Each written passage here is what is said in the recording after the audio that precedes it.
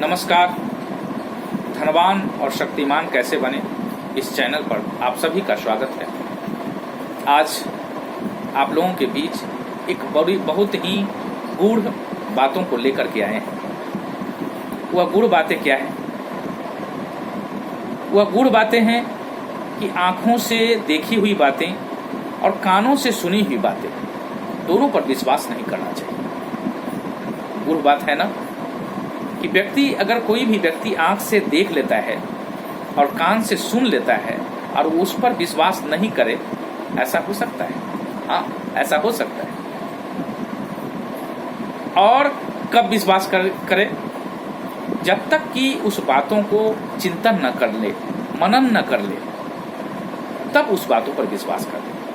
अगर ऐसा करता है तो उसका जीवन सुखमय बीतता है, उसका परिवार का जीवन सुखमय बीतता है, सामाजिक जीवन सुखमय बीतता है। उसी पर मैं इस कहानी से उस उक्ति को सिद्ध करना चाहता हूँ। किसी राज्य में एक राजा राज्य करते थे। राज्य पर बहुत दिनों के बाद उन्हें ऐसा लगा कि हमारी अवस्थाएं अब ढल रही है, अब मुझे एकांतवास करना चाहिए। यह सोच करके, विचार करके और अपनी रानी से विदा मांगते हैं और मंत्री के साथ किसी जंगल में एकांतवास करने के लिए चले जाते हैं। जंगल में जाकर के बहुत दिनों तक वानप्रस्थ जीवन जिसको कहते हैं वह जीते हैं, एकांतवास करते हैं। एक लंबा समय बीत जाता है। उस लंबा समय को मापा जाए तो लगभग 20 वर्ष हो जाता है उस राजा को उस जंगल में एकांतवास करते हुए। 20 वर्षों के उपरांत वह राजा सोचता है कि अब जरा अपने राज्य की ओर चला जाए, देखा जाए कि हमारे राज्य के प्रजा कैसे रह रहे हैं। और यह सोच करके जंगल से चल देते हैं और चल देने के बाद अपने राज्य की ओर आते हैं। 20 वर्षों के बाद उस राजा को वहाँ कोई पहचानता नहीं है, क्योंकि उनकी मुखाकृति, उनके वेशभूषा थोड़ा चेंज हो जाता है। ऐसे भी लोग अगर 1-2 साल के बाद घर से बाहर चले जाते हैं और आते हैं तो पहचानने में दिक्कत होता है। और यहाँ तो राजा और प्रजा की बात है। जब कोई पहचानता नहीं है तो राजा सोचते हैं कि थोड़ा सा इंक्वायरी किया जाए, जाना जाए कि हमारे जाने के बाद यहाँ का प्रजा कैसे रहती है, हमारी जनता कैसी रहती है। राजा किसी से पूछते हैं कि बताओ यहाँ लोग कैसे हैं, यहाँ की रानी कैसी है, यहाँ का राजा कैसे है। जैसे ही पूछते हैं तो राजा को कोई प्रजा ऐसा बोल देता है कि राजा स्तब्ध हो जाते हैं। बोलता है कि क्या बताएं, यहाँ का जो राजा है वो तो बहुत अच्छे थे, लेकिन जब वह एकांतवास के लिए बाहर चले गए तो रानी का विचार बदल गया है। क्योंकि सुनने में आता है कि रानी एक राजकुमार के साथ शयन करती है, सोती है। यह सुनकर के राजा गुस्से से उनका आंख लाल हो जाती है और ऐसा लगता है कि अभी ही जाकर के और रानी को कत्लेआम कर दिया जाए।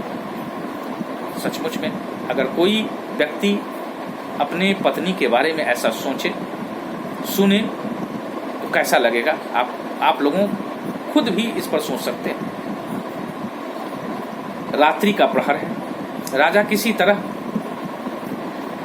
अपने कक्ष में घुसते हैं मंत्री के साथ, जिस मंत्री के साथ वह राजा जंगल गए हुए थे। सचमुच देखते हैं एक राजकुमार उस रानी से लिपट करके सो रहा है। यह देखते ही गुस्से से उनके दोनों बाहों कांपने लगता है। दीवार से लटकी हुई तलवार राजा खींच लेते हैं और चाहते हैं कि उसी समय रानी को और उस लड़के को खंड विखंड कर दिया जाए। लेकिन मंत्री समझदार है, बोलता है कि महाराज, यह दंडनीय तो है, दंड के तो पात्र हैं रानी, लेकिन क्यों नहीं सुबह होने के बाद इस रानी को बीच चौराहे पर सजा दी जाए और इस लड़के को भी सजा दी जाए, जिस सजा को प्रजा देखेगी और देख करके भयकंपित रहेगी कि कोई गलत काम नहीं करें।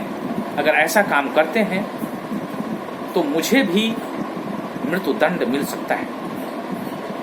राजा सोचते हैं कि सही, मंत्री का सुझाव जो सही है, और दरवाजे के बगल में ही तलवार लेकर के राजा बैठ जाते हैं। इंतजार करने लगते हैं सुबह का।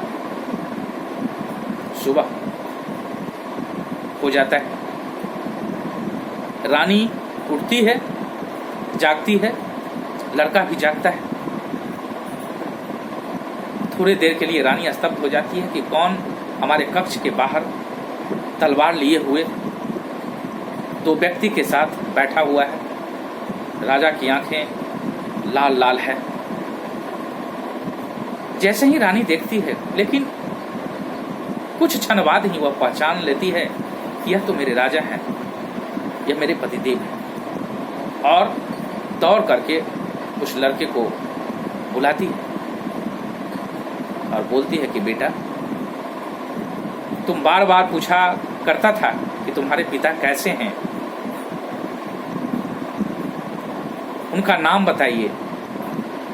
आज वह समय आ गया है, तुम्हारे पिता साक्षात बैठे हुए हैं और उन्हें जाकर के चरण छुओ और आशीर्वाद दो। राजा सुनकर के स्तब्ध हो जाता है कि ये क्या। रानी बताती है कि महाराज,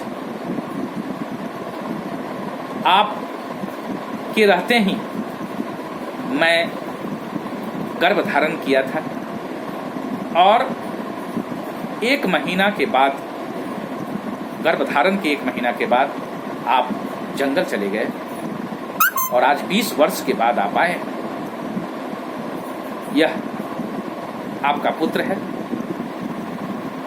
और आज आपके पुत्र को मैं बहुत ही प्रेम पूर्वक मैं पाली। आज अपने पुत्र को अपने गले से लगाएं, आशीर्वाद दें और मुझे भी आशीर्वाद दें। यह देख करके, सुन करके राजा बहुत अचंभित हो जाता है।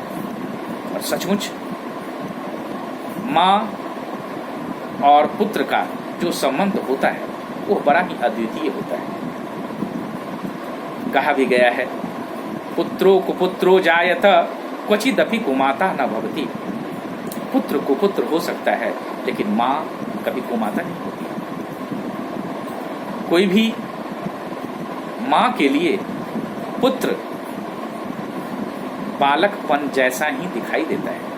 वह पुत्र क्यों नहीं प्रधानमंत्री हो जाए, वह पुत्र क्यों नहीं डॉक्टर हो जाए, वह पुत्र क्यों नहीं बहुत बड़े पद पर आ जाए, लेकिन माँ की आंखों के सामने वह नन्हा सा बालक ही दिखाई देता है, प्यार ही दिखाई देता है। माँ का दिल ऐसा होता है। तो आप सोच सकते हैं कि माँ और बेटा का संबंध एक लिपट करके सोने में क्या होता है।